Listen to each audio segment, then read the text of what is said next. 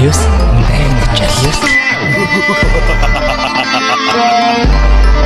Сайн уу залуусаа. Би та нартай ганцаарч ирсэн туршин эхлэлтийн 1-р бүлгийг ярьж өгсөн бол 2-р бүлгийн тэр чигт нь ярьж өгөхөөр шийдлээ. Шууд аним руугаа орцгоо. Живо хэн нэгэнтэй ярилцаж зурлал эхэлнэ. Хичээл дээрээ Живо хамгийн халуухан залуу болчихсон байдаг. Та нар 1-р бүлгийг үзээгүй юм биш биз дээ? 10 жилийн өмнө хаалга хаасаа гэмүү нэгтгэхэд хүмүүс ер бусын хүчтэй болж бараг л бурханлаг оршихуй болж хомо дэвэс болчихсон юм да. Зарим хүмүүс Живо үнэхээр азтай байсан. Живо өмнө нь үнэхээр сул дорой төрсөн дүүгийнхэн сургалтын төлбөрийг биш төлж чадахгүй өвчтөе ээжийнхэн эмнэлэг твтүүлэгч мөнгөгүй шиг хэрэгтэй зүйл түнд өмнө нь байхгүй байсан. Живо давхар хаалгаар орж анх нууцлаг системтэй танилцж яг л видео тоглоом тоглож байгаа мэт хурдан хүч чадалтай бас мөнгөтэй болсон юм. Маш аюултай мангацаас гадна аюултай хүмүүстэй учирсан одоо Живо өөрийн гэсэн сүүдрийн туслахуудтай болчихсон байгаа. Товчхондоо 1-р үйлрэл ингэж дууссан.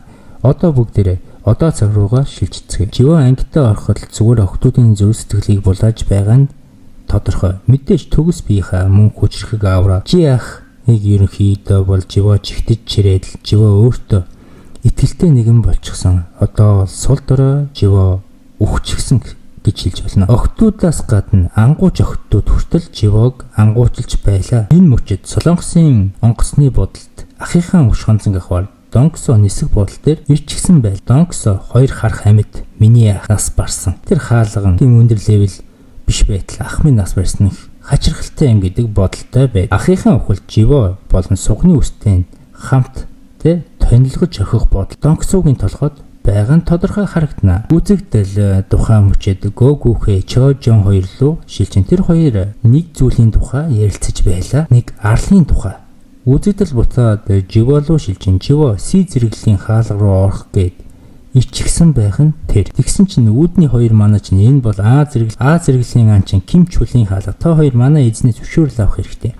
Ким Чул мугасаа их зантай нэгэн болохоор. За яах вэ? И зэрэглэлийн суг анчид хүртэл орж болно. Туршлага болох юм да гэж хэлээд зөвшөөрн. Живо хүүгийн хүч чадлыг даанч одоогор хинч мэдэхгүй байх нь тэрэ. Живо хаалга руу орох үед яг л өмнөх шиг нь дижаву мэдрэмж төрж давхар хаалгатай хаалга байгаа гэдгийг нь Живо мэднэ. Энд чин улаан хаалга байна. Битгий гэж хэлээл хаалга руу очдог. Ерөнхийдөө бол энэ улаан хаалга руу өндөр ранктай хүмүүс орж ил цэвэрлэхгүй бол хизээж энэ хаалганаас гарч ирэх боломжгүй билээ. Живо аль хизээний цаас бударсан ойд хідэн хүмүүстэй хамт бэгон тулчихсан Ким Чултэй хамт зогсноо. Живо энэ уул хаалга байна хин ч эндээс амьд гарч чадахгүй аюултайг ойлгуулах гэж хичээнэ. Ер нь бол улаан хаалга руу орвол боссыг устгаж байж л гарч болдог. Животой хамт явж байгаа эмэгтэй айдас хөөц давтах үед мөсөн сум тэр хоёрыг онох гэж оролдоно. Живо руу ирж би сумыг Живо нүцгэн гараараа сумыг барьж явна. Үнэн кул. Сум тавьсан оршихуун яг л ээлжтэй төстөөч цэнхэрэнхтэй байдаг. Нилээд аюултай харагдана. Тухайн мөчид Ким Чул яг л ахлагч бусад заавар өгч эхлэв. Ер нь л амиа бодсон шийдвэр байдаг. 2 бүлэг болцгоё. Өндөр ранктай 1 бүлэг болж надтай хамт явна. Бага ранктай 1 бүлэг болцгоо гэж хэлнэ. Цаг хугацаа мөн энэ улаан хаалганд арай өөр бай. Гаднах ертөнцид 1 цаг өнгөрч байхад энэ ертөнцид 1 өдөр өнгөрнө. Тэгэхээр энд байгаа хүмүүс тусламж ирэх хугацаа удаан ирнэ л гэсэн үг. За ямар ч байсан Ким Чул хүснээр бүлэг 2 болж хуваагдаж явна. Ким Чул бүлэг хүмүүстэй ой дундуур явж байтал нэг нь цагаан баавгаад ханаас ч юм дайрна. Ким Чул баавганы дайралтыг хааж баавгаг ялж байгаа харагдана. Үзэгдэл Живо руу шилжнэ. Живо хуваагдсан бүлгийн хүмүүстэй бас цагаан баавгатай таарна. Живо тулаанд бэлдээ зогсож байлаа. Үзэгдэл буцаад хаалганы гадаа байгаа хүмүүс рүү шилжив. Тухайн мөчид Бэг Ихо гэх Монголын өндөр зэрэглэлийн анчин бас ирсэн бай. Бишээ Живо орсон гэдгийг мэдээд хэрвээ тэр жинхэнэ сэрсэн нэгэн бол тэр энэ хаалганаас амьд гарч ирнэ гэж дотроо бодно. Тухайн мөчид хаалганы гадаа Донксууч ирчихсэн ахийнхаа өшөөг авах бодолтой харагдана. Бэг Йохо чи яах гэж энд ирсэн юм бэ гэж асуув. Донксо ойлгохтой хариулт хэлэхгүй. Донксо Бэг Йохонд хандан ийшөө Живо гэдэг нэг нохоо ороогүй бистэй гэж асуув. Донксогийн дотор энэ улаан хаалганаас Живо гэдэг нөхөр гарч иж чадахгүй юм тодорхой. Дотроо өгчих байх та. Би ч барыг өшөөгөө авахаасаа өнгөрлөө гэж бодно. Үзэгдэл живолоо шилжиж живо цагаан баавгай нарыг бүгдийг хятчихсан, алччихсан сайхан тайван нөгөө алдсан баавгаануудынхаа махаар шорлог хийж халуун галан дээр шаран идэж байх нь тэрэ. Үзэгдэл дахин цагаан баавгаанууд хаанаас ч юм бүү мэд гарч ирсэнээр байдаг. Боловч живо өөрийнхөө бүх сүүдрэн туслахуудыг дуудаж баавгай нартай тултаж баавгай нарыг хятаж гарна. Гэвч цагаан баавгай нар дундаа илүү хүчтэй тухайн жижигхэн газрынхаа босс гэж хэлж болох цагаан баавгай гарч ирнэ. Тэр баавгай бүх бусад цагаан баавгайгаас арай илүү хүчтэй сүүдрэн цэргүүдийг амархан ялж алж нэг алгадалтаар л устгаж байлаа. Нэгтээ манай талд Игэрс байгаа шүт. Игэрс тэр цагаан баавгайтай нэгийн виснийг тултгаар шууд дайрлаа. Игэрс баавгайны дайралтаас бултаж дараа нь амархан толгойг нь дастаж хайна. Тухайн мөчид Игэрсийг харсан живо би энийг яаж ялсан юм бол доо гэж дотроо бахархаж чийч миний туслах усанд би баяртай байна гэж хэлэхэд Игэрс живогийн урд өвдөх сөхөрнө. Тухайн мөчид үзэгдэл Ким чөллөө шилжин тэр нэг зүйлээс айж байх нь тэрэ. Аимшигтай цэнхэр хүмүүс. Тэр хүмүүс маш их алах хүсэлтэй байгаа харагдана. Харин тухайн мөчид Ким чөл болон бусад өндөр зэрэглэлийн анчид засны ээлхүүдэд алуулчихсан. Ээлхүүдийн ахлагч нь Ким чүлээр зугаагаа гаргаж зугтахын хүлээ зогсож байх нь үзэгдэл живолоо буцаж шилжих үед живо айл хизээний цагаан баавгай нарыг ахлагчтай цуг Айрис гэж хэлснээр бүх цагаан баавгай нарыг өөрийнхөө сүүдрийн туслах болгож өөрхөн сүүдрийн армаа улам хүчрхэг болгоно. Хаалганы гадаа Донксу цохолдож маш их санаа зовж байх нь тэр. Донксу өөрхөн гараар үс хонзонгоо авахыг маш их хүснэ. Тэгээд яагаад тийм бага левелтэй новш энэ хаалга руу орчихдөг байна гэж хэлэхэд хаалгыг мандаж байсан нэг залуу живо бол сайн залуу, тэр бол миний найз гэж хэлснээр Донксуд алуулахаар шахна. Азар тэнд Бэг Йохо байснаар Донксуг зогсоож тэр хоёр хоёулаа маш хүчтэй эс зэрэглэлийн анчин билээ. Тэр хоёр хоёулаа асар хүчтэй бие руугаа цохих үед асар хүчтэй дэсрэлт болж зэгдэл буцаад хаалганы дотор тал руу шилжнэ. Ким чөл сая болсон үйл явдлаас болж асар гүн зочролд орчихсон. Живог устгасан цагаан баавгай нарын хажууд нүрээ мажин цогсно. Үзэгдэл буцаад хаалганы гадаа ирэхэд Бэг Йохон Донксу хоёрын асар хүчтэй дайралтыг нь Жин Чуул зогсоосон байж таарна. Жин Чуул асар тайвнаар тэр хоёрын нэвийг олох гээд Донксуд хандан танаа ах чинь боссод алуулсан байж таараа. Учир нь живо чинь И ранкийн анчин гэдгийг хэлнэ. Донксу хариуд нь би мэдэж байгаа энэ түүхийг худлаа гэдгийг гэвч би хөгжилдөх гэж ирсэн гэдгээ хэлнэ. Донксу баг таваа ханаж живог өөрийн гараараа алах түүний зорилго аж. Тухайн мөчид хаалганы дотор ранкийн анчин Ким Чул айл хизээний өөрийнхөө ухаан цанаа мэдрэлийг алдчихсан байдаг. Ким Чул бага левелтэй анчид асар тайван цагаан баавгайны махыг идэж сууж байх хараад таарсан дааш тэрөө ууранд хурж Ким Чул бага левелтэй анчидыг алах гэж сэлмээ хуунаас нь гаргаж ирээд уурлаж мэдрэл хүн шиг чарлана. Тухайн мөчид живо гарч иж Ким Чүлийг нүрээр нь газар савж дараа нь асар хол цохиж орхилоо. Засны эльфүүд алга болчихсон байсан бөгөөд Ким Чүлийг дагаж явж байсан байж таардаг. Засны эльфүүд босстойгоо цуг гинэтэлт засны дундаас гарч ирлээ. Засны эльфүүд боссын животой хандаж ярилцаж эхлэв. Харин живод тэдний яриа нэг сонирн байсангүй юу бүүмэд шууд босс руу дайр. Засны эльфийн босс нь муугийн хүчтэй байдаг учраас богийн цохилтыг амжилттай хамгаалж чаддаг. Живод хандаж эльф чи хүн биш гэдгээ мэдхүү ирнэ гэж хэлнэ.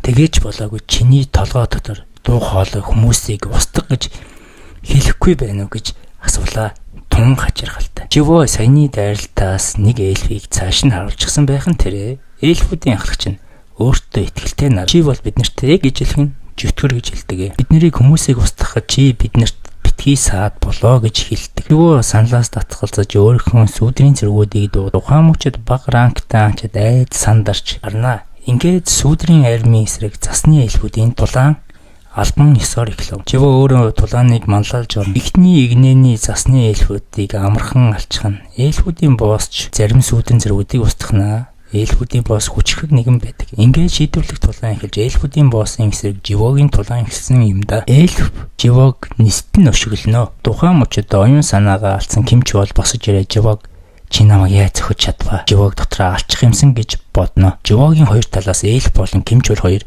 дайрч байгаа Живо өөрийнхөө утгасан хүчрхэг боссуудыг дуудана. Ингэж нэг юм хүч тэнцүү болж тулаан ширүүснэ. Тулаан дундуур Эльфиг Живо өөрхөн сүүтэн зэргүүдтэйгээ ойл хийж өршөөлгүй устгаж орхино. Тухайн мөчөд баг ранктай анчид харахаас өөр зүйл хийхгүй байх нь тэрэ. Өөр яах втэ? Босс өгөх үед буцах хаалга нэгтээ. Улаан хаалганы гадаа Бэг Йохан анчдыг хүлээж зогсоно. Хаалга дотроос анчид гарч ирж байлаа. Хамгийн хачирхалтай нь хаалганаас бага левелтэй анчид л зөвхөн амьд мэд гарч ирнэ. Бэг Йохан өндөр левелтэй нэг ч анчин байхгүй байгааг анзаарч гайхширч зогсоно. Тухайн мөчөд Бэг Йохагийн хажуугаар Живо өнгөрөхөд гайхширсан Бэг Йохан Живогийн мөрдөн дээр нь гараа тавин дотор юу болсон бэ гэж асуулаа. Живо харин өөдөөс би чиний гişүүдийн амийг аварсан. Надад баярлалаа гэж хэлгэж ширүүхэн хэлв. Бэг Йохан өөрийгөө бүдүүлэг байсан Живогоос уучлалт гуйна. Живо цаашаа явж өөртөөгөө хамт хаалга руу орсон охинг замдаа машинаар буулгаж Живогийн толгойд Эльфиг яагаад би сүүдрэн зэрэгэ болгож чадахгүй байсан гэдгийг л бодож байлаа. Живо толинд харж зогсноо өөрийгөө. Живоч тунч хурдан өөрчлөгдөж байна шүү. Эльфиг өөрийнхөө туслах болгохыг маш их хүсэж байсан гэдг нь ойлгомжтой. Маргааш нь Живо өөрийнхөө сугны үстэйгээ уулзсан. Тэгсэн чинь нөгөө Животой хамт яваад байсан охин өчтөр шөнө баярсан шүү. Чамтай байхад маш гоё байлаа. Чиж халамжтай юм а гэж хэлээд буруугаар ойлголт авна. Манай хэд улаан хаалга гарч ирснээс хойш Живо сугны үстэйгээ уулзсан билээ. Дараа нь тэд нар дахин хаалга цэвэрлэхээр орно. Гэвч сүүдрэн зэргүүд бүх мангасыг устгаж сугны ус хийх ажилгүй болчихлоо. Зөвхөн харж амаа ангааж л зогсно.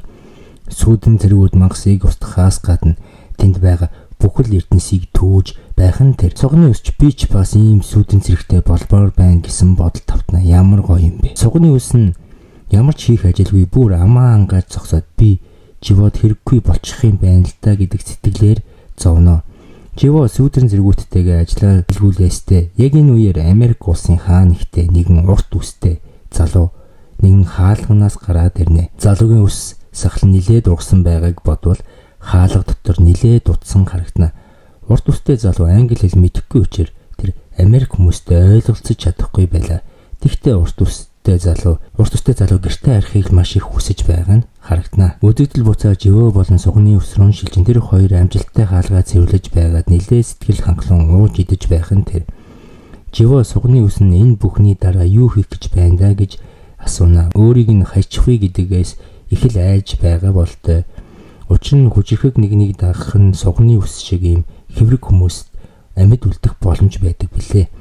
Живогоос тас суурхаар шийтсэн сугны ус нь за амжилтын төлөө гэж хэлээд гартаа байгаа зүйлсээ тэд хоёр тулган хамтдаа Ганбэ гэж шаарлалаа. Живо бол түүний ганц амжилтын түлхүүр ахихаан дээр гарах ганц боломж нь аж. Өөдөгдөл нөгөө урт үстэй залуу руу шилжин. Залуу Америк улсын ангуучдад барьчихсан мөн Солонгос улсын иргэн гэдэг нь гадарлаж байлаа. Тэр яг вэ Америк улсын эс зэрэглэлийн анчин Донксу гэдэг нөгөө гарчин л байдаг. Нууцлаг залуутай ерөнхийдөө бол уулзуулахаар Донксу руу авч явж байлаа. Маргааш нь Жин ах дүүтэйгээ Живо ярилцаж байгаад тэр өмнө нь ороод цаашаа явж чадаагүй нууцлаг хаалга руугаа дахин нэвтрэхээ шийдсэн байдаг. Өмнө нь 20 левелтэй байхдаа орж өвхөх шахсан бол одоо өмнөхөөсөө бараг 3 дахин илүү хүчтэй болсон учраас цаашдаа нэвтэрнэ. Нууцлаг систем 10,000 житгэрийн сүнсийг цуглуулах даалгавар өгнө. Даалгаврыг биелүүлэх юм бол босс гарч ирэх бололтой мэд даалгавраа биелж чадахгүй шийтгүүлдэг билээ. Үзэгдэл сугны ус Жихо руу шилжин тэр аавтайгаа тун нухацтай ярилцаж байх нь тэр.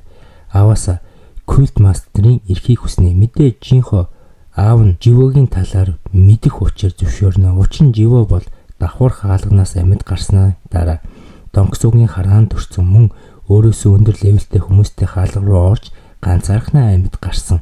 Мөн саяхан улаан хаалганаас амьд гарсан гэд бүхэл үйл явдлыг нь мэдэж байлаа. Тийм учраас аав нь нааштай хүлээж авах нь тодорхой харагдана. Үдэгдэл Живо руу шилжигдэр айл хизээний эхний давхраа цэвэрлж гисэн дараагийн давхар руу орох гэж байж байдаг. Мэдээж эхний давхраас илүү хүчтэй мангас байгаа нь тодорхой. Хоёр дахь давхарт нь өөрийнхөө устгасан цагаан баавгаануудын боосыг дуудаж унаж морь болгохоор шийднэ. Замдаа таарсан мангас нарыг цөм мөргөж цаашаага хурдан явна. Үзэгдэл Чэйхэй гэх ангууч руу шилжнэ. Чэйхэй нь усан бассейн сэлж байхын дээр Чэйхэй өөрийнхөө багийн гишүүн Чо Гонжитой ярилцаж байсан учраас Чожон битгий гудамжинд дунд нисээд бай гэх мэтийн юм ярилцаж байдаг. Үзэгдэл буцаад Живо руу шилжинэ. Живо таарсан мангасуудыг амархан устгаж дараа нь хөөхөн газан дээр гойн болгоё идчихнэ. Яг их яаруул явж байгаа гэсэн. Живо аль хэзээний 10,000 оноо цуглуулж маш амархан оноог цуглуулж чадчихсан байдаг. Живо үнэхээр л хөдөлмөрч залуу юм а. Тухайн мөчид нэгэн аврах том мангас гарч ирнэ. Мангасын нэрийг Аврикос гэдэг нэр нь улаан байгааг бодвол одоогоор Живогоос илүү хүчтэй гэсэн үг. Живо өөрийнхөө сүүдрийн цэргүүдийг дуудаж тулааны бэлэн байдалд шилжнэ. Тулаанч эхэлж мэдээж мангасын аримын эсрэг сүүдрийн арим босс нь шууд л Живо руу дайрахад Живо асар хурдан хөдөлж буцаад боссыг дэлгэв зөхнө. Энэ байдлаас Живо өмнөхөөс хав илүү хүчтэй боссон гэдэг нь тодорхой харагдана. Босс уурлаж Живо руу тасралтгүй дайрна. Живо бүх дайралтыг нь хамгаалтын ши дээрээ хамгааж өөрийнхөө шилждэг жинжаалыг дуудаж эхний удаа дайрсан боловч босс болчихно. Дараагийн удаа нөгөө жинжаалаа дуудаж боссыг амжилттай хороож чаддаг. Үнэхээр гайхалтай. Үзэгдэл нууцлаг залуу Донгсу хоёр руу шилжинэ. Донгсу нууцлаг залуугаас юм асуугаастай яг л байцаагч шиг. Нууцлаг залуугийн ДНК-г шинжилж хүн гэдгийг ямар ч байсан тогтоосон байдаг. Донгсу нууцлаг залуугийн талаар илүү ихийг мэдэх ёстой учраас асуусаар байлаа. Донгсу хичнээн юм асуусан ч огт ойлгохтой хариулт олж чаддаггүй. Донгсу чи хоёр хүүхэдтэй гэсэн хүүгэж нэр хэн гэдгийг гэж асуухад тэгсэн чинь нууцлаг залуу миний хүүгийн нэрийг Живо гэдэг гэж хариулснаар нууцлаг залуу бол Живогийн ор сурггүй алга болсон аав нь байж таарна. Үзэгдэл буцаа Живо руу шилжинэ. Живо өөр давхар дахин нэг босстой тулдахад бэлэн болжээ. Тулаа маш амархан дуусна. Үл өгч буюу Undead гэдэг боссыг амархан алчих зарим зүйлс нэршгэ байх албагүй шүү дээ. Үзэгдэл буцаад Донгсу руу шилжихэд Донгсу нилээд хүнд байдалтай тэгээд байгууллагын эвдэрч сүрч гисэн байдаг. Тэр өөхөх шахжээ. Донгсу амнаасаа болсон гэдэг нь тодорхой. Үзэгдэл буцаад Живо руу шилжихэд аль хэзээний 75 дахь давхарт хүртэл явчихсан байдаг. Нууцлаг бокс нээж үсгэд дахин нэг хаалганы дэлгүүр гарч ирнэ. Живо яагаад ийм улаарсан бух шиг хаалгуудыг цэвэрлээ дээшээ улам хурдан яваад байгаа гэж бодож байна. Учир нь тэр ээжийнхээ мөнхийн унтаа байдлаас сэрэх зүйлийг энэ хаалганаас олно гэдгийг мэдсэн учраас юм. Живо ээжигээ аварч чадах болов 3,000 төгрөг, 2,000 төгрөг, 500 төгрөг хийсэн хүүхдүүдтэй баярлалаа. Та нар мэдээж ирэх энэ мөнгөөрөө зарим эсвэл чихэр авч идэж болох байсан. Гэвч та нар надад тэр мөнгөө шилжүүлсэнд үнэхээр би баяртай. Энэ мөнгө чинь миний хувьд маш үнцэнтэй. Хичнээн бага мөнгөч гэсэн. Надад энэ шилжүүлсэн бүх хүмүүстээ баяр. Тэгээд маш олон гой комент бичиж намайг дэмжиж байгаад би маш их баяртай байдаг шүү. Цаашдаа ч ийм сайхан комментиг уншихад сэтгэл санаа дээрдэг шүү. За 4-р ангилгаа орцгоо. Сүүлд Донгсу өөрийнхөө эс зэрэглэлийн анчин гэдэгтэй бартаад Живогийн аав хүүч нь өгчихсэн штэ гэж доогорж байгаад яг алуулах шахаж амийн голтой амьд үлдчихсэн билээ. Живо харин хаалга дотор ёстой бужигнуулж байгаад буцаад хаалганаас гарна. Тэгээд дахин житгэрийн хаалгаар орж өндөр түвшний ман алах ёстой учир буцаад анчтын хүч үддэг бөмбөлөгт хүчээ шалгаж шир хүчтэй болсон гэдгээ мэдэх гэж очино. Живо гадна зөндөө хүмүүс хүчээ шалгуулах гэж очисон байхын тэр Живо дотгошоо ороод өөрийнхөө хүчийг шалгуулсан чинь шалгалтын машин ажиллахгүй байдаг. Живогийн хүч чадлыг тооцож чадхааргүй хүчтэй байна л гэсэн үг. Үзэгдэл Кимчүл болон Чожон хоёр руу шилжин. Чожонны зорилго Кимчүлээс Живогийн талаар асуулт асууна. Гэвч ойлгохтой зүйл мэдэж чаддгүй. Үзэгдэл буцаад Живо руу шилжин. Өмнөхөөсөө илүү хүчтэй болсон Живо бас Чожон орж ирж байгааг мэдэж чаддаг. Чожон өөрийнхөө маш мундаг алдартай анчин гэж боддог ч Живо дээр ч намайг мэднэ сте гэж хэлээ. Гараа сунган тэгсэн чинь Живо тоохгүй хажуугаар өнгөрөөд явчихдаг. Тухайн мөчид Пекиохо байгууллага дотор ирсэн байдаг. Тэр бас өөрийнхөө багтаа Живог эсвэлэх хүсэлтэй байдаг. Тухайн үзэгдэл Живод шилжихэд Живо ээжийнхээ мөнхийн унтаа байдал байгаад нь санаа зовж сууна. Живо өрөөнөөс гарч иртэл нэгэн харамсдаг залуу эрхэм гүнд Живо тантай гөөгөөхөө уулзах гэж ирчихсэн байна. Та доошо буугаад уулзаач гэж хэлдэг. Живо насыг нь хүндэснэ үү эсвэл алдан тушаалны хүндэснэ үү доошо бууж уулзнаа. Учир нь өдөр Живо хүчийг шалгах үе Живо аль хэзээний эйс ранкын анчин болчихсон их хүч чадал ялруулсан байна. Тэгээ бараг Солонгосын топ 10 анчтын нэг болчихлоо. Бусад том байгууллагууд болон Живог өөрийн багтаа авах гэж ингэж их чармааж байгаа нь энэ юмсанжээ.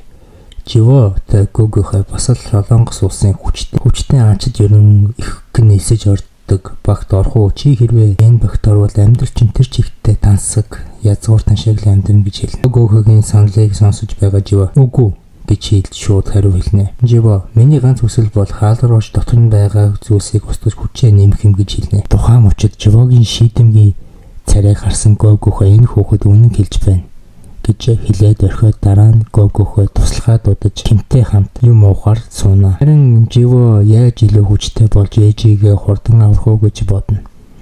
Тухайн мөчид Донгсу эмнэлэг тухай орно. Донгсу өөр тохиолдсон шившигтэй зүйлээ бодно. Учир нь нууцлаг залууг амархан ялж ахыхан өш хонцон авна гэж бодож байтал байдлын эсрэгээр нууцлаг залууд яг жоохон хөвгчийг зодуулж бас дээр нь сүрдүүлэгтэн автаж манай гэр бүлээр дахин оролдох юм бол чамайг хороогоо даалчихна шүү гэж нууцлаг залуу хэлжээ. Донгсу ахыхан өшөөг авах байтугай өөрийгөө хамгаалж чадахгүй тахир дутуу болсондоо уур нь хурж уйлах шахна хөөрхий донг. Үзэгдэл буцаа Живо руу шилжиж Живо маш их мөнгөтэй болчихсон учраас онлайнаар өөрийнхөө хүчийг нэмэх хувцас хунар хайгаад л байж байдаг. Живо ойрдоо асар их хаалга цэвэрлсэн учраас тэр бумтан болчихсон билээ. Живог нууцаар Чожогийн цэвэрлэх хаалга руу багт нэгдэд орчихсон байгааг яаран сандрангуй гөхөд хэлнэ. Яах гэж вэ гэж Живо өөрийнхөө хүчийг 20-30% нэмэх зүйл олох гэж Чожогийн хаалга нэмэх зүйлийг олох гэж нууцаар багт нэгтгэсэн байдаг. Тэгэд хаалга цэвэрлэх гэж биш юм уу? Чожон хань хаалгыг өөрийнхөө галын хүчээр гэрэлтүүлж байгаа харагна. Тухайн мөчид чайг гарч ирнэ. Тэнд байсан бүхэл залуучууд чайг харц шийдээстэй. Тухайн мөчид Живо өөр зорилгоор энэ ажлыг хийж байгаа учраас ажиллаа хийж эрдэнсүүдийг ухаастай. Живо болон бүх ажилтнуудыг хоолой идэрэй гэж хэлэх Живо тоохгүй ажиллаа хийгээд бүр цаашдаа ажиллаа хийж байгаад ерөнхийдөө бол боссыг олсноор боссын хаалга нэгний үр зогсож байгаа Чахитай таарна. Чахич маш үнэрч яг л нохоош. Тэгээд л бүхэл анчтаас муухай өнөр үнэрдэг юмсан ч тэгсэн чинь Живогоос юр бусын гоё үнэртэй Чахи гоё үнэртэй залууч дуртай учраас Живо таалагдах шиг болно. Живо ямар сони эмэгтэй вэ? Танихгүй юм байж нохоо шиг хүн үнэрлээд гэж цаашаа ажиллаа хийхээр явна. Тэгсэн бусад анч Живото таараад атаархаад л чи Чахитэй ярилцсан юм уу? Бид нэр тэр эмэгтэйг холоос гардаг чи азтай залуу юм а гэж хэлнэ. Эрдэнсийг ухаж амархаар явна. Хөгшин цагалтай Живо хэр их ажилласнаар нь хөлсийг нөгөн дараа нь маргааш нь өөр хэсэг бүлэг анчид хаалгыг цэвэрлэхээр орно гэдгийг мэдэж явна. Тухайн мөчид үзэгдэл Чахи руу шилжнэ. Чахи нэгэн хүнтэй уцаар ярина. Тухайн хүн Живог сэрсэн нэгэн гэдгийг таамаглаж байгаа бол Живо гэдэг залууг сайн ажиглах хэрэгтэй шүү гэж хэлнэ. Хүссэн хүсээгүй угаасаа нохоо шиг үнэр Чахи аль хэзээний сайхан үнэртэй Живог үнэртэй би ийм гоё үнэртэй анчин хараагүй гэд аль хэзээний сонирхоод эхэлж гисэн байдаг. Өөрөө маргааш нь сайн хүн санаагараа гэж манай Живо А бүлгийн анчтай багтаа нэгдэж ачаа зөөгчийн багт нэгдэж чаддаг. Үзэгдэл Живо руу шилжиж Живо ажилчин зөгийн шиг ёстой л ажиллаа маш сайн хийж чаддаг. Тухайн мөчид А зэрэглэлийн анч манай Живог ачаа зөөгчөөр манай багт орох уу гэдгээд багтаа авсан байдаг. Нилээд олон анчид хамтдаа боссыг алхахаар орно. Тухайн мөчид хаалга ороод алхаж байсан чинь хитэн мангасууд дайрна. Амархан анчид мангасуудыг ядах юмгүй устгачдаг. Тэгээд цаашаа алхаж байсан чинь Живо мангасуудыг зөвхөн хүзүүвчтэй байгааг нь хараад эд чинь зүгээр л нохоо юм шүү дээ гэж бодно. Тэгсэн чинь саяны дайрсан мангасууд зүгээр л нэрээ нохоо нар байсан байдаг. Яг жинхэнэ хаалганы мангасууд нь улаан оркууд байх нь тэрэ оркууд анчдыг бодсноос хав илүү хүчтэй байсан тул нэг анчтан руу жаж хийснээр тулаан эхэлнэ. Анчид сандарч эхлэн тухайн мөчид талд тулаан болж оркууд анчдыг ялж эхэлж байна.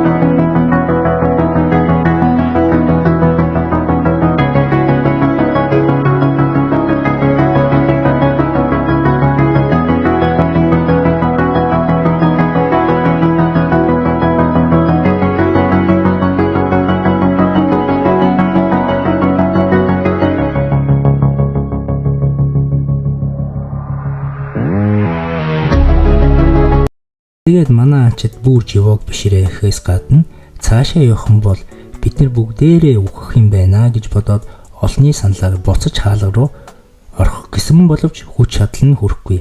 Хамаг шидтэн хээлүүдээс нь хамар амнаас нь цус сагаад гай болно. Тухайн мөчөд дахиад саяны оркийн армаас хэд дахин олон оркийн арим болчихсон улаан оркууд ирнэ. Анчтыг алах гэж зогсож байхын тэр Аз зэрэглэлийн анчин оркийн ахлагчтай нүүр нүрээ тулж баг хилцээр шиг юм баг хийхээр очно. Оркийн хантай уулзахаар болно. Учир буцаж явж чадахгүй учраас өөр сонголт байхгүй, өөр арга замч байхгүй. Бараг л ер нь өхөллөөгөө л орчиж байгаа юм л да. Живо байхгүй. Анчид бөөндөө эвгүй байдалд ороод аниман дууссан билээ. Оркууд хашгаад наадуулыг чинь чанаж идийгээл хөөрхийн анчид ёстой л айд сандарна. Босс нь харин өөрийнхөө зэргүүдийг чимээгүй гэж хаширхад аимшигтай хүчтэй долгион үүсэж манай хэдийг ч айлгаж амжина.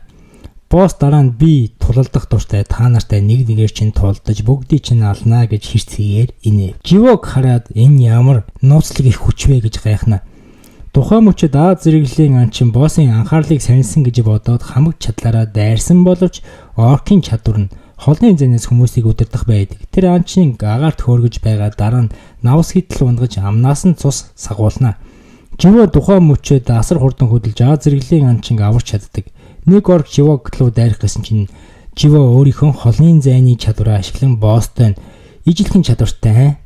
Тухайн мөчөд Аз зэрэглэлийн анчин бууж өгч гисэн байхад живо Райс гэж өөрийнхөө зэргүүдийг дуудаж тулааны бэлэн байдалд орно. Харин хаалганы гадаа өндөр зэрэглэлийн анчид ирчихсэн байдаг. Анчид хаалган дотор ер бусын их хүч мэдэрч байх нь тэр.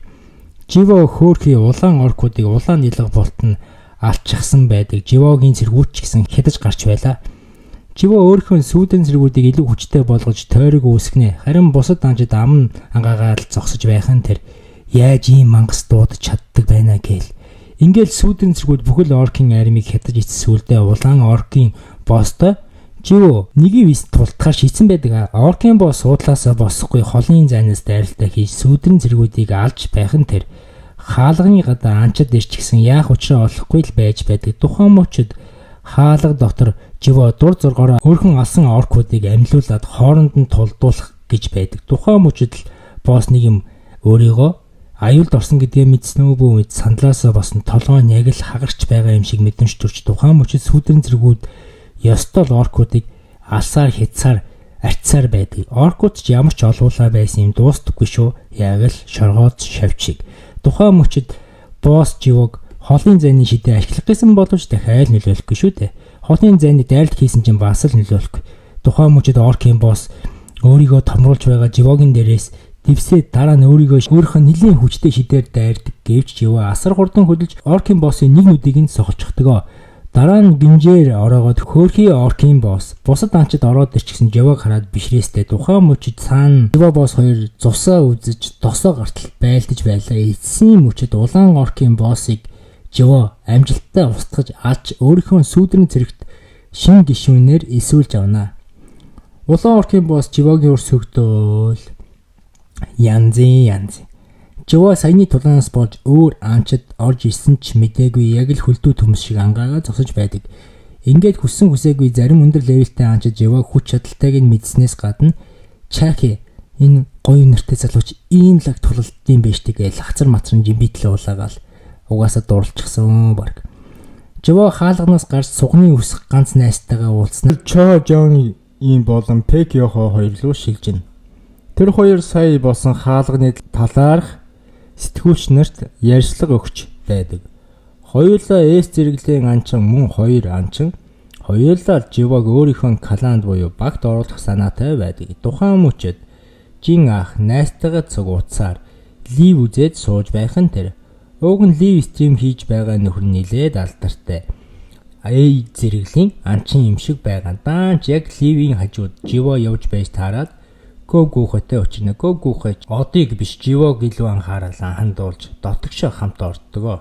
Араас нь саяны лив стрим хийж байсан нөхөр буюу манай Монгол оргоо нэг лайв чин гарууд байдаг штэ тий. Төгшөөгөө нэвтрэх гэсэн чинь нэвтэрдгүү мөө. Кимжүүл зөвшөөрдөг юм. Олны танил яаж чадахгүй кимжүүлийн уурыг хүргэж байхад Живо дотогшоогоо орчихсон өөрийнхөө чадварыг бусад анчтад харуулж хэр зэрэг эр хүмүн гэдгээ харуулна. Гогүүхээ эхний сүүдэн зэргийг дуутахад л гогүүхээ гайхшиж байхад тун удалгүй сүүдрэн армийг дуудаж гаргаж ирнэ. Ингээд хүссэн ч живо яах аргагүй эс төвшингийн анчин гэдгээ батлагдаж карта гардан авдаг. Дараа нь яг гарах гэж байтал Тожоин болон Бекиохо хамаа манай каланд очтээ гэж хоёулаа санал тавина. Гэвч живо их зантай ч юм болов эсвэл тийм юм сонирхтгүй ч юм уу мэдэхгүй. Хоёр анчинг үл тоогоод явцдаг. Яг хаалгаар гарах үед маш их сэтгүүлчнээр ирчихсэн. Дараачийн эсрэг төвшингийн анчин бол живо гэж мэдээгээр засаж тэрийг нь жи ах дүүн шууд ливер үзэж живо ингээд шууд солонгос даяараа алдар цуутай анчин болчихж байгаа юм да. Живог өмнө таньдаг байсан бүхэл хүмүүс гайхширч бишиж тэр дундаа сугны ус найз нөхдөд живог аавда хэлсэн бистэл гэж өнгөрч гарна. Гэвч аав нь хүүгээ нэх анзаардаггүй тоохгүй л бай. Тухайн мөчөд живо өөртөө шинэ айтем авахар нэг газар руу орж өөртөө тохирсон маш гоё өмсгөл олж харна. Хөгшингэр чи энэ шилийг эвдэлж чадах юм бол чамд энийг үнгүй өгье гэж хэлсэн чи живо яг шилийг эвдлэх гэж байтал хөгшингэр тоглож байхад гэж хэлнэ. Живо дайралтыг зогсооно. Хөгшингэр хүүхэд горьтойгоод яаж байна те. Тэрнээс гадна живо маш гоё чинжаал хараад амжина. Үзэгдэл Бекиохо руу шилжин. Бекиохо живо сүдрийн зэргүүдийг харсан учраас живо надаас яалтчгүй илүү хүчтэй гэдгийг хүлээмжшүүлчихсэн байх нь тэр. Үзэгдэл живо руу шилжиж гэрийн хаалга тог гэж дуурна. Гэрийн хаалга нийтл сугны үснэ. Би автага ам өрийгээд гэрээсээ хөөгтчлөө манийга гэртээ оруулаач гэж сугны үснэ. Хэлнэ. Живо юм сугны үсээ гэртээ хонуулахар болно. Живо орой болж гэр орноо сүүдэн зэргүүдээр манаанд гаргаж дүү сугны үсээ хамгаалтанд аваад өөрөө байшингийн дээр гарна. Маргааш нь жүтгэрийн барилгаа цэвэрлэнэ гэж хэлнэ. Маргааш нь ч болж живо сугны үстэйгээ зүг хаалга руу явж байла машинаар. Живо хаалга цэвэрлэх гээд аль хизээний хаалга руу орчих усан байдаг. Ганц анд болох сугны үснийх нь аавынх нь би гинэт муудаад хүүдээ муухай хандаад байсан. Магадгүй биен л их муу байсан бололтой өрөвдмөр юм да. Буцаа живо руу шижгэд саяхан өөрийнх нь туслах болсон орк боссыг дуудаж жүтгэрийн тааварт байгаа бүхэл мангасуудыг амархан устгаж байлаа. Тухайн мөчөд Япон улсад дахин нэг аюул гарч ирлээ. Японы нэг мужид нэгэн шавж гараад ирчихсэн хэдэн анчид тэр шавжтай тулдаг гэж зогсно. Үзэгдэл буцаа живо руу шилжих живо жүтгэрийн барилгыг аль хизээ ихэнхийн устгаад левел нэмээд зогсож байх нь тэр. Төд удалгүй маш хүчрхэг мангасууд гарч ирнэ. Живогийн сүүдэн зэргүүдийг мангасууд авч эхлэв. Живо тэр мангасууд болон жүтгэрүүдийн гол боссыг нь амархан нүрийг нь базаж байгаад яг алах гэж байтал нөгөө жүтгэр дотор чинь эмэгтэй эльф байж таарна. Эмэгтэй эльф жүтгэр ам мултарсан учраас живо ард талаас нь яг хутга зоох гэж байгаад оркийн хамгаалтыг хөлж чадахгүй газар савгдаж унана. Дараа нь хийсэн зүйлээс болж уучлалт гуйж өвдөг сүгдэж тун инээтэй. Дараа нь живо эмэгтэй эльфийг өөртөө хилцэл хийхийг хүчээр тулгаж хилцэл хийгээд хандыг нь хаг дараад атхандаа оруулна. Живо доторх нэг зүйл нь яалтчгүй хүмүүсийг ал гэж нэг хоолой толгойд нь яриад байдаг. Тун хачин.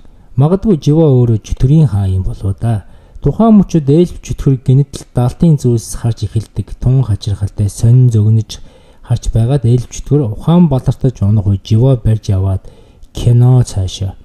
Живо эмэгтэй жүтгэрийг одоо тайвшир гэж хэлэх зур Япон улсад нэгэн мужид аимшигтай сүрэл болчихсон байдаг. Мөн шавжнаар хүмүүсийг түүхийгээр нэгддэг байлаа. Мөн Солонгос улсын анчид энэ талаар хоорондоо зөвлөлдөж байх нь тэр. Маш аюултай нөхцөл байдал үүссэн байх нь тэр. 108 анчин болон нэлээд олон энгийн хүмүүс болон цэргүүд өгчихсэн байдаг. Гарч исэн мангасууд нь аврах том шавжнаар юм. Гүүхээ хурлыг удирдах байсан учраас бусад анчдыг анхааралтай байхыг хэлээд яаралтай цаг алдахгүй шавж нарыг устгах ёстой гэж бусад анчдад хэлнэ. Тухайн мөчөд живо асар тайван эльф охины гэрт нь хүргэж өгч байдаг. Живо ч эльф охины аавтай нь уулзаад аав нь ёстой жүтгэр юм бэ жүтгэр харсан юм шиг царай гаргана. Живо асар тайвнаар би охиныг чинь алаагүй хилцэл хийсэн гэдгээ хэлнэ. Эльф жүтгэрийн аав нь ухаантай учраас бас өхөхийг үсээгүй учраас живод руу дайрахыг зогсоож животой ялснаа. Түүний дараа живо дараагийн давхар руу гарч хурдан жүтгэрийн давхрыг дуусгаж ээжигээ аврахыг хүснэ.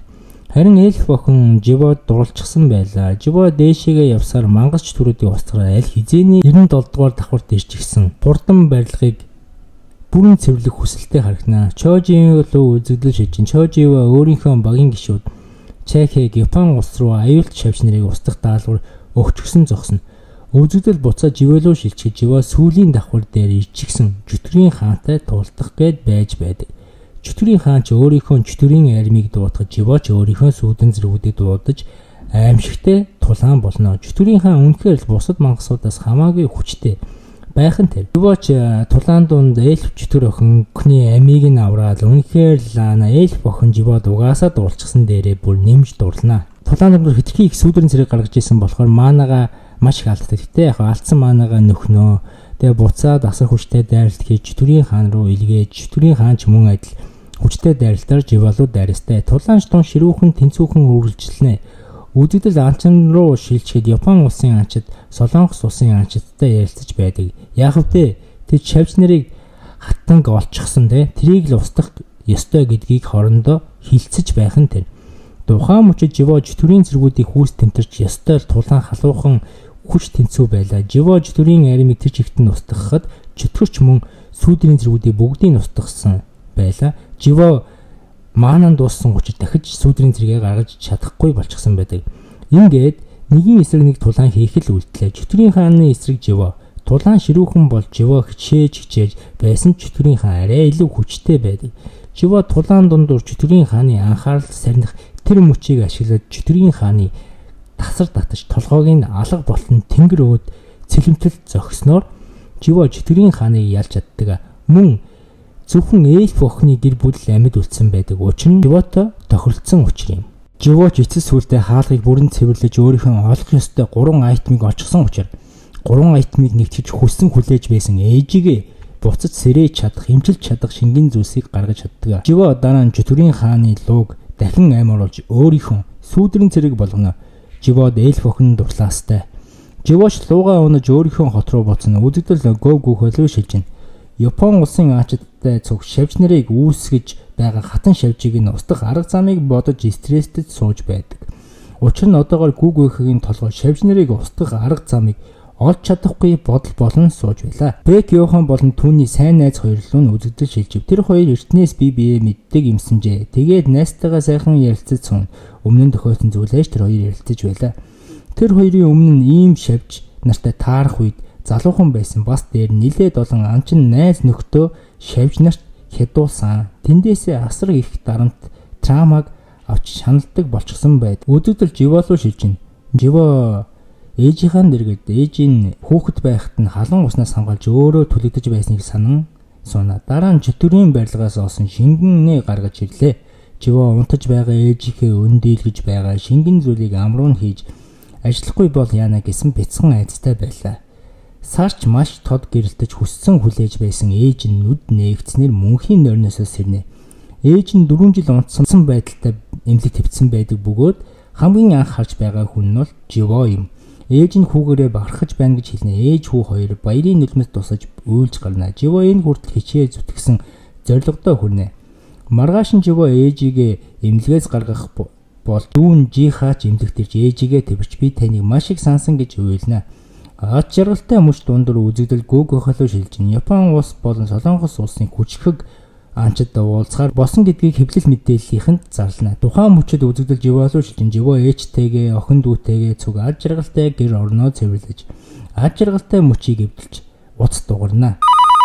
Живо гүгөөхөө залгаж уулзах ёстой болсон гэдгийг хэлнэ. Мэдээж хэрэг гүгөөхөтэй уулзахаар Живо очино. Живо асар хүчтэй энергийг мэдэрнэ. Учир нь ойролцоо байх барилга дотор хүчрхэг эс зэрэглэлийн анчид хоорондоо тулдаж хүч чадлаас сорж тулдаж байх нь тэр. Тэдний зорилго бол хатан шавжийг устгах юмсанжээ.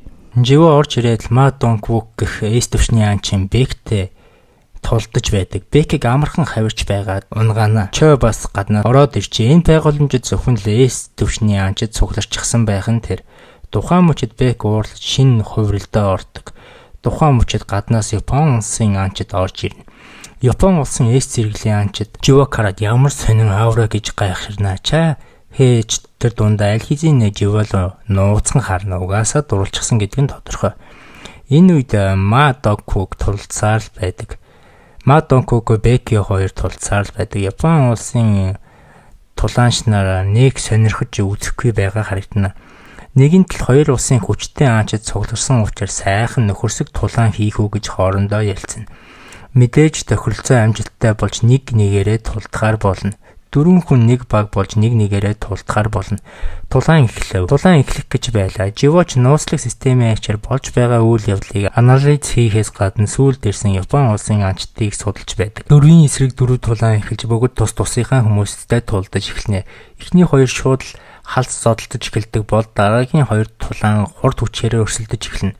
Тулаач ширүүхэн болж Бэк масктай тулаанчийг барьж авч чадахгүй байсан учраас хувиралд орж байгаад арай гэж зохиж чаддаг. Бэк ер нь аратан болдог юм байлээ л дээ. Мадук Японы анчинд ялагдчихна. Чеки харин өөрийнх нь өрсөлдөгчийг хурд хүчээрээ илэрхийлж зодож байдаг. Харин ер нь бол Солонгосын анчид босоо үлдсэн нь бол Чеки Бэк хоёр байдаг бол Япон анчид 3 босоо байдалтай байдаг. Бэк хоёр анчинтай тулдаж байхад Чеки руу масктай залууг гинтийн дайралтай хийнэ. Чеки асар хурдан хөдөлж масктай залууг дэлгэв зөхөх үед масктай залуу өөр хувиралд орно. Чеки дутхгүй хурдан бочихсон учраас Чеки хурд хүчийн хувьд ойролцоо тэр хоёр байлаа. Гэвч манан датах үе Чеки л өвхлийн дайралтаар масктай залуу дайрна. Тухайн үе Чеки оногцсон бол өхөн гэдгийг Живо дүгнсэн учраас Живо Чекиг хамгаалж масктай залуугийн дайралтыг зогсооно. Саяны дайралт бол өвхлийн дайралт байдаг. Масктай залуу галзуурсан байдаг учраас Живо масктай залуу зогсоож доош нь савж гарыг нь өчнө.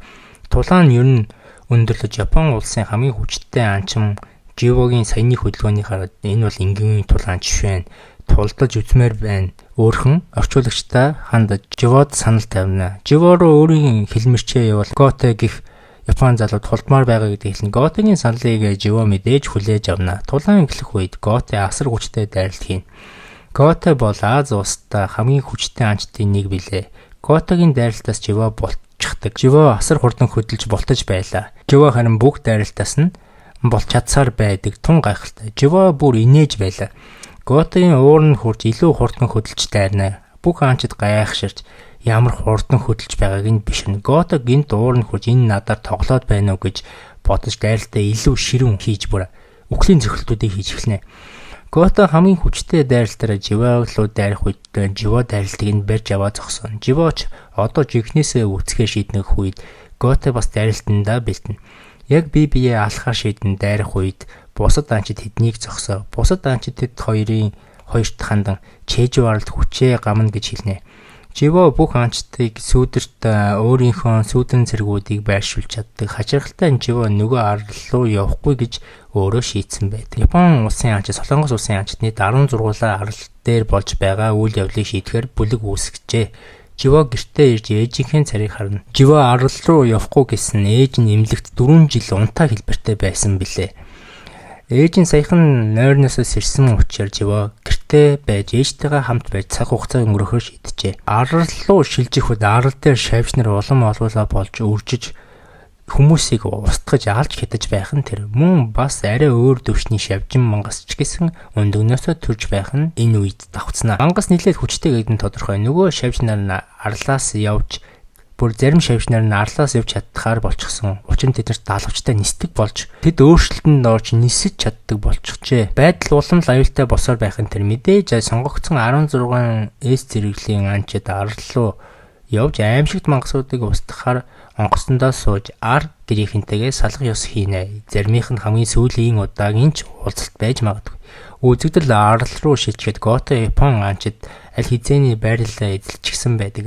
Араас нь Солонгосын анчид нэмэлт хүчээр иржээ. Мэдээ шавьч нарын өдөр хатгаж гаргаж ирж байгаад үйл норн чоо нисдэг тэрэгнээс галаар шатааж эхлэв. Анчид мэдээ шавьч нарыг хүүс тэмтэрч эхэлдэг. Гол зорилго нь бол хатан шавьжийг нь устгах билээ.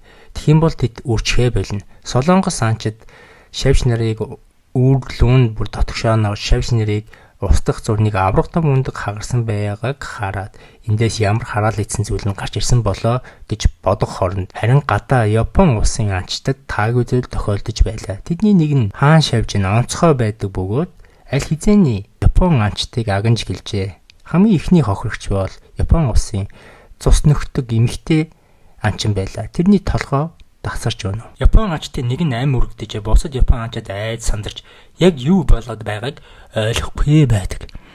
Яг тухайн мөчөж шавж нарын хаан төрчихсөн эс зэрэглэлийн анчтыг тун хэлбэрхэн алж хятаж байх нь тэр.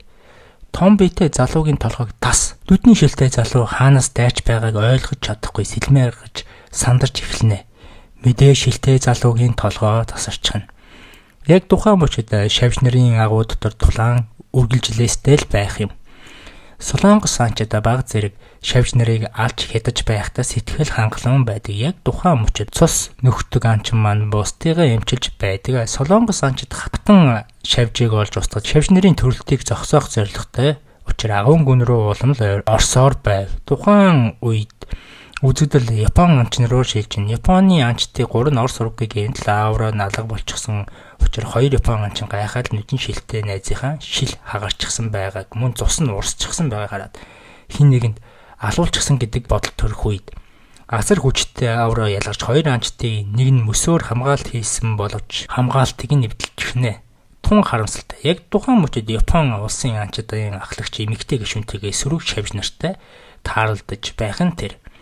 Харин агуу дотор Солонгос анчид хатан шавжтай учирчсан байдаг. Солонгос анчид нэг танктай хойноос нь галаар шараад ёстой доото тоглоом шиг стратегтэй тулдаж байх нь тэр. Ер нь бол анчид шавж нарыг амархан хятаж алж том жижиггүй устгаж байх нь тэр.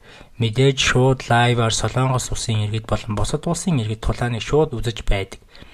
Технологийн хөгжин гэж гайхалтай шүү. Үзэгдэл буцаа тулаан руу шилжих үед бүгд л үүргээ биелүүлж, шатаахан шатааж, ном сумаар харвах нь харвж, дайрт хийх нь дайрч, устгах нь устгаж, шавж нарыг өстө хүйс тэмтэрч эцэст нь хатан шавж ганцаараа амьд үлднэ.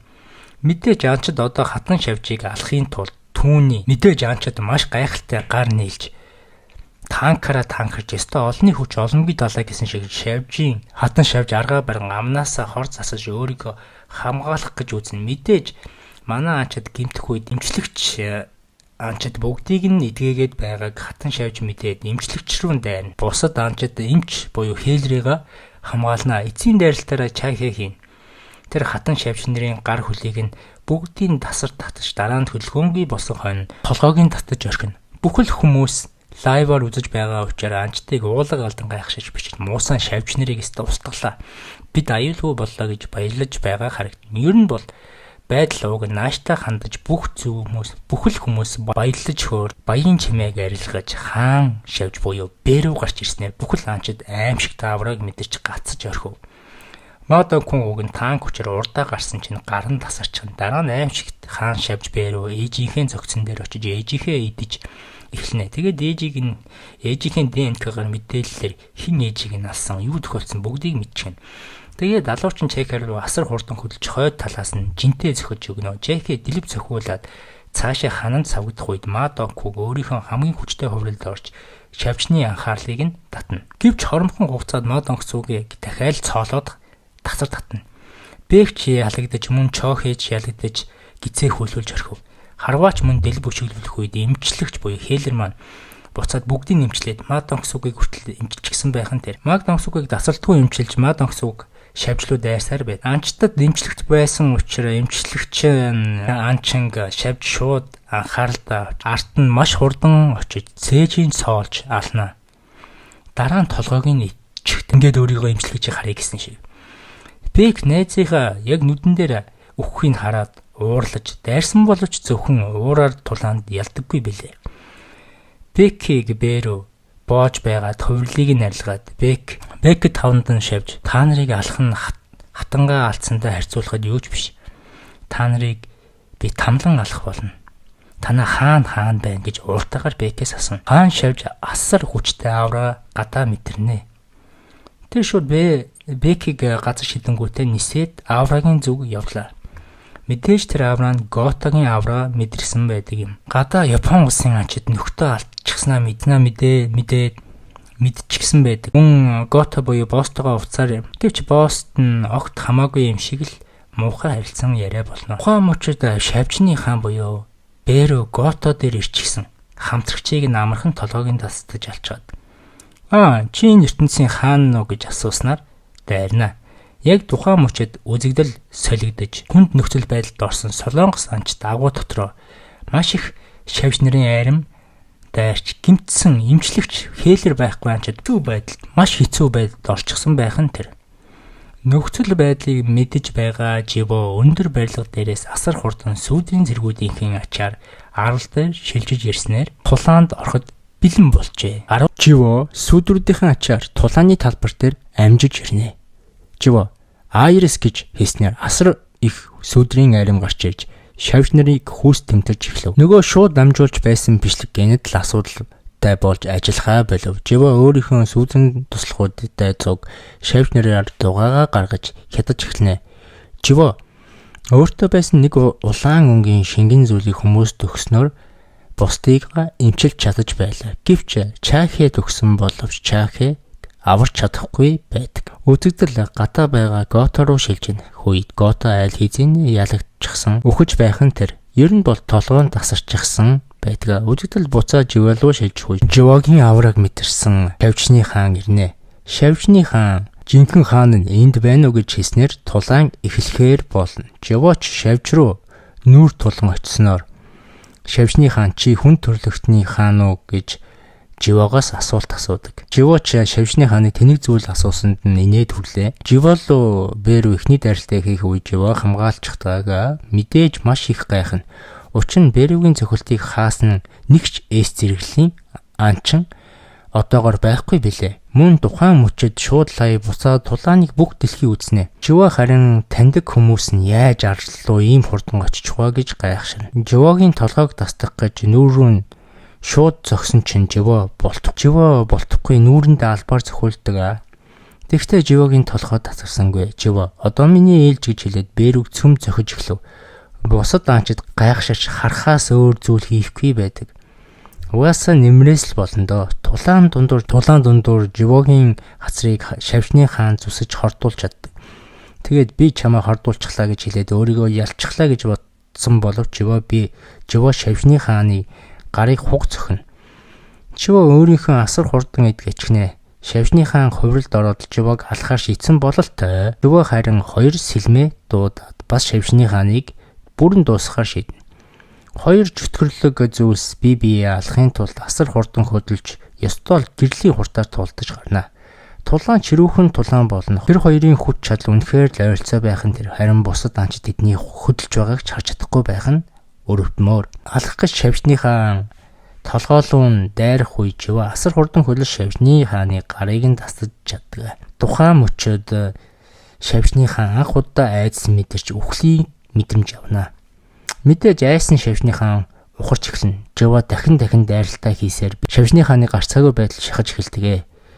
Шавжны хаан цэргүүдээ дуудаад цаг хожих гэсэн боловч Живо сүүдэн цэргүүдээ дуудаж зөвхөн Шавжны хааныг өөрөө л алахаар шийдсэн байдаг. Живогоос бүр сүүлдээ Шавжны хаан айчсан Нисэд бүр хоёр гараа алдчихсан. Нисэдэг зугтах гэсэн боловч юмыг удирдах чадвараа доош нь дарж дараа нь Шавжны хааныг өршөөлгүй устгана. Живо нэгэнтээ Шавжны хааныг алсан учраас левел нэмэгдэнэ. Живо Чахыг өгөх байгааг ойлгож байсан учраас асар хурдан Шавжны хааныг устгасан байсан нь энэ мэжээ. Живо Чахыг үнэхээр аврахыг хүсэж байсан учраас Живо шууд лайвыг зогсоохыг хүсэж үхсэн анчин буюу Хээлрийг өөрхөн сүүдрэн цэрэгэ болгоно.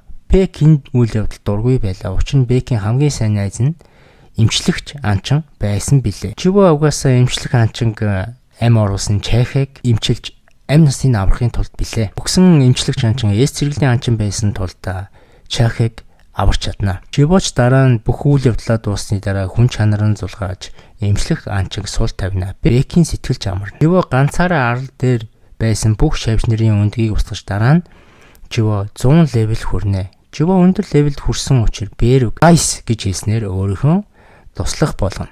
Живогийн туслах болсон учраас Живо Шавжны хаанд нэр өгөхөөр шийднэ. Мэдээж эрэг Шавжны хаанд Беруг гэж нэр өгдөгөө. Харин үлдсэн бүх шавж нарыг Беругээр өөрөөр нь устгуулахаар шийднэ.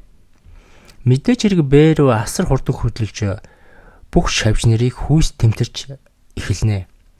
Хүмүүс ч баярлаж аанчид гэртээ харж Чахи мөн эмнэлэгт очиж амь наснаа аврагдана. Дараагийн өдөр нь тулаанд амь өргөцсөн хүмүүст хүндэтгэл үзүүлнэ. Бүх аанчид, бүх хүмүүс дэлхий тэр аяараа. Учир нь тэд дэлхийг аврахын тулд амь насаа зойсон билээ. Бүх зүйл дуусаагүй байдгаа. Нэг агуу дотор нууцлаг асар хоёр өчтэй жүтгэр гарч ирсэн байлаа. Тэдний зорилго тодорхойгүй, харин тэр хоёрыг Живогийн аав нууцаар ажиглаж байх нь тэр. Үзэгдэл буцаад Живо руу шилжиж Живо хаалга цэвэрлэх гээд түгжрэл дундуур явна. Монголын нэг өдөр шиг л түгжирсэн байдаг. Наашаачгүй, цаашаачгүй. Түгжрэл дунд гэрийнхэнтэйгээ уцаар видео кол хийчихэн Живо хаалгыг цэвэрлэхээр очин мэдээж хэрэг хаалгыг Живо амархан цэвэрлчих байх гэж би бодож байна. Ингээд 2 дугаар бүлэг энэ хүрээд дуслаа. Тэр хүртэл намайг дэмжиж лайк таарч урмын үгс хэлдэг бүх хүмүүстээ би дуртай шүү.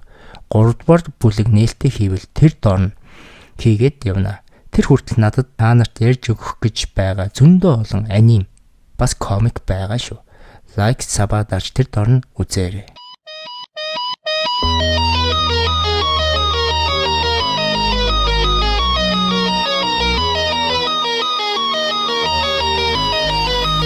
Өмнө нь би хамгийн сүүлд ороо левел ап хийх хэцүү байсан. Би ганцаараа дуэл хийж чаддаггүй. Мэдээж хэрэг хаалга нэгтгэхэд дотогшоо орхоос айн. Мэдээж хэрэг сандарсан гар минь цусаар гараа будна учир нь би ялах биш үргэлж ялагдаж байв тийм.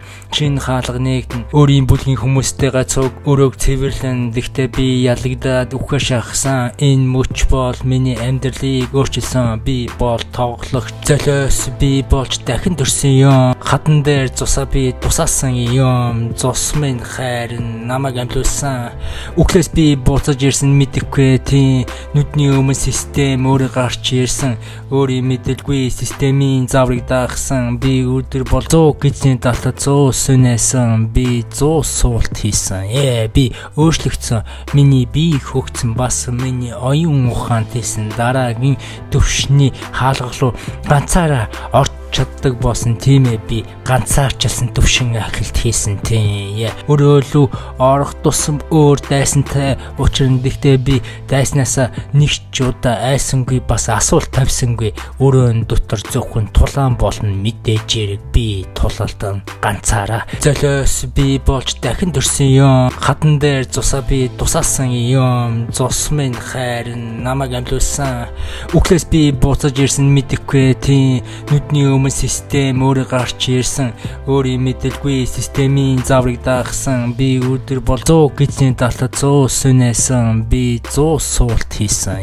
Би өөрчлөгдсөн. Миний бие хөгцсөн. Бас миний оюун ухаант хийсэн. Дараагийн төвшний хаалга руу ганцаараа орж чаддаг болсон тийм ээ. Би ганцаарчилсан төвшин ахилт хийсэн тийм. Энэ амьдралыг давхад надад хэцүү байна. Надад хэцүү байна гэж би хэлсэнгүй. Шүдээ 100-аар дээшлэн тийм. Дээшлэх тусам илүү хүнд авра хүнд хүмүүстэй таарна. Гэхдээ би зогсонгүй. Энэ амьдралыг би туулсангүй. Худлаа үнэн зүйл ярьсангүй. Үнэн үгээр явсан тийм. Би өөрийн замаа алдахгүй. Өөрчлөн мэдээж хэрэг энэ тоглоомыг дуусгах хамгийн хүчтэй боссын устгаж иж бүх зүйлийг мэдэж аавн тийм ээ. Энэ бол амьдралын тойрог. Би өөрийнхөө замыг бүтээ. Өөрийнхөө замаар алхах нэгэн би. Магадгүй ирээдүйд тархинда нано технологи шахах байх. Чип суулгах байх. Магадгүй робот болох байх. AI-тай нэгдэх байх. Энэ миний зорилго байж магадгүй юм.